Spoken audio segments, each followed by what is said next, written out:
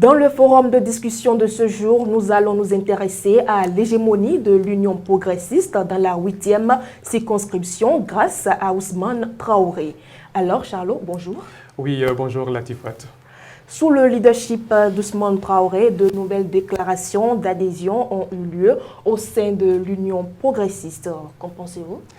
Oui, merci Latifat. Lorsque Ousmane Traoré dit qu'il a le contrôle de la 8e circonscription électorale, eh bien, beaucoup s'en moquent. Mais les derniers événements ont tendance à lui donner raison. Tenez-vous tranquille, ces derniers jours, Latifat, eh bien, le parti du Baobab a enregistré de nouveaux adhérents, pas des moindres, s'il vous plaît.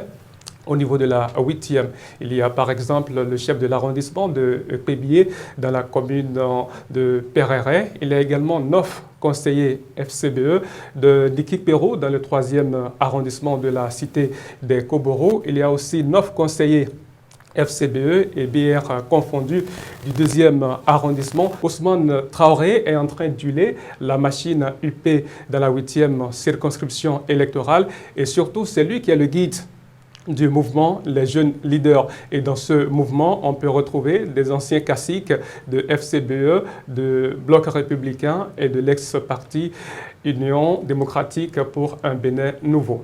Les jeunes leaders de l'Union progressiste ratissent l'âge dans la 8e circonscription. Après Parakou, ils ont mis le cap sur Tchaourou.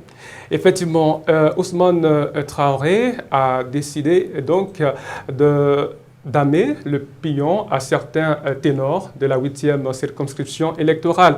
Eh bien, dans cette logique, dans cette volonté donc d'atteindre cet objectif, il n'a pas voulu s'arrêter uniquement dans la cité des Koboro. C'est ainsi qu'il a mis le cap la semaine dernière et précisément le week-end dernier dans la commune de Tchaourou. Il s'est d'abord rendu dans l'arrondissement de Tchatchou et précisément dans le village de Waria.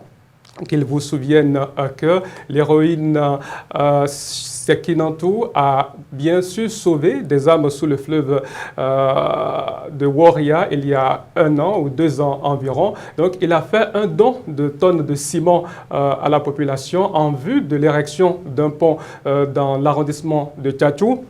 Il a également initié les jeunes à l'entrepreneuriat. La formation a démarré il y a 1 semaine environ et se poursuit. Et actuellement, Ousmane Traoré est en train de faire bouger la commune de Tchaourou. Et il faut dire que beaucoup sont déjà donc acquis à la cause de l'UP grâce à son management. Mais face au boulot compresseur du BR, des FCBE, des démocrates, que peut Ousmane Traoré dans la peau de l'UP? Parlons bien sûr des prochaines législatives.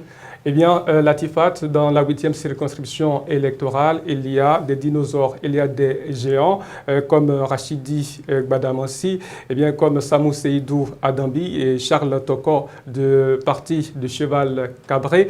Mais Ousmane Traoré, c'est un ancien cacique des forces Kori pour un Bénin émergent.